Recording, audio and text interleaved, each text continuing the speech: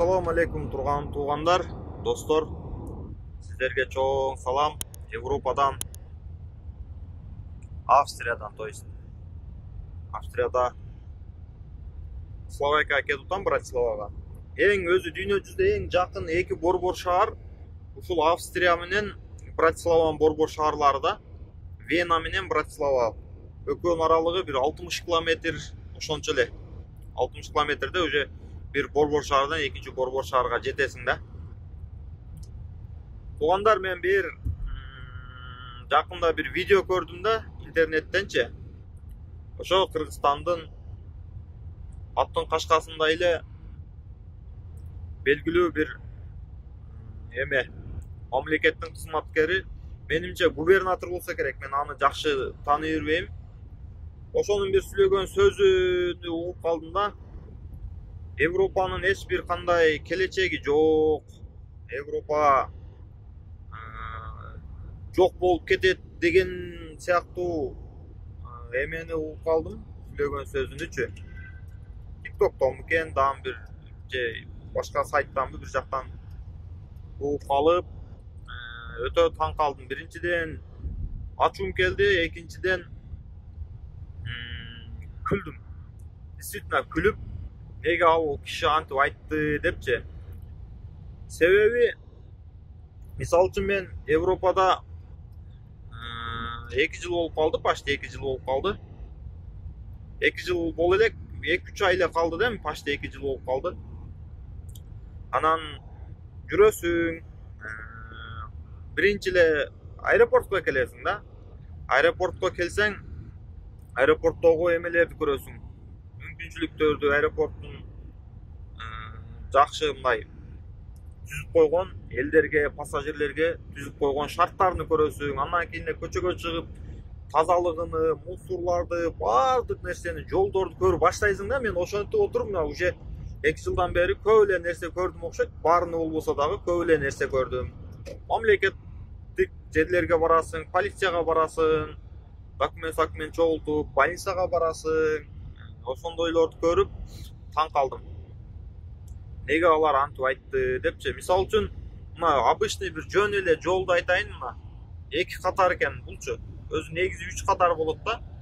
Жолдун тегиздигини карагыла. Напримерчи, жолдун тегиздиги, мисалы үчүн 2 жолдон кийин мондай обочина.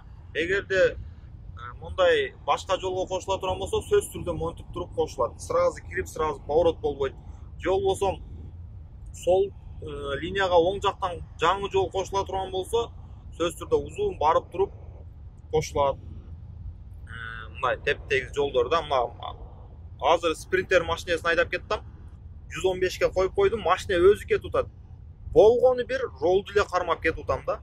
Ролду эле кармап кетип атам. Ушундай мүмкүнчүлүктөрдү түзүп, анан мисалы үчүн өндүрүштөрдү көрөсүң, завод, фабрикаларга барасың, логистикаларга барасың. Мисалы үчүнчү, булар технологияны, ар бир машинени, телефонду, баары бир нерсени чыгарып, өндүрүп, башка мамлекеттерге чыгарып сатып атат.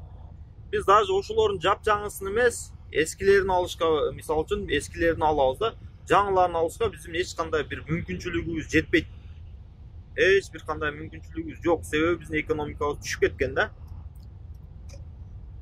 Анан ошондойлорго таң каласың да, өзү Кыргызстанды өнүктүрбөйт, мисалы үчүнчү. Мен мисалы үчүн Идрис Исаковдун видеолорун көп көрөм да. Биздин мамлекеттик ишканалар, чиновниктер баары эле уже эмеге батып калган да, коррупциягачы. Мисалы үчүн мондай жолду мен Кыргызстанда көрө элекмин, сөзүн ачыгычы, мондай жолдорду көрө элекмин. А мындай жол Европа боюнча почти баардык жакта өнүккөн мамлекет. Германия, Австрия, Италия, Франция, основной ошол жактарда жүк ташыйм да менчи. Ошолорду көрөм. Ошолор антип Европаны жамандагыча эме кылса болмок дейм да. Европаны жамандагыча ушулардан үлгү алып эме кылса болот деп, азыр границага келдим. Телефонду өчүрүп турайын, сөзүмдү улантам дальше. Мына тугандар, границага да кирип келдим мына. Граница паспортта текшерген жок, даже машинемди токтоткон жок, машинемди.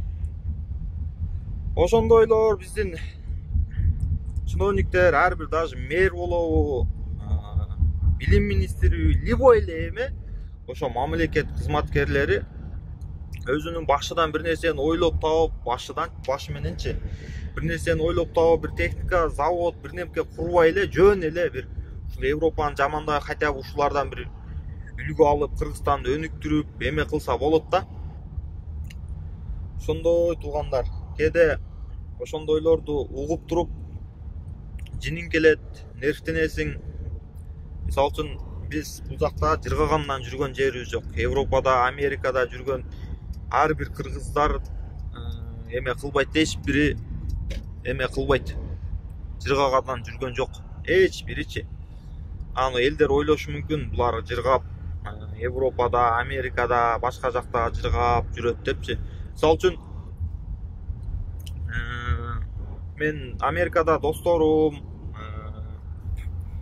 чоң акаларым көп да, ошолор менен сүйлөшсөм деле айтат, тажадык Кыргызстанга барып иштеп, Кыргызстанга жүргөнгө не жетсин депчи. Ошондой туугандар, туткан орозоңуздар кабыл болсун. Баарыңыздарга биздин Кыргызстанда ушинтип Европадай, Америкадай болуп, өнүгүп, өсүп, ар бир жетип мамлекетте жүргөн кыргыздар,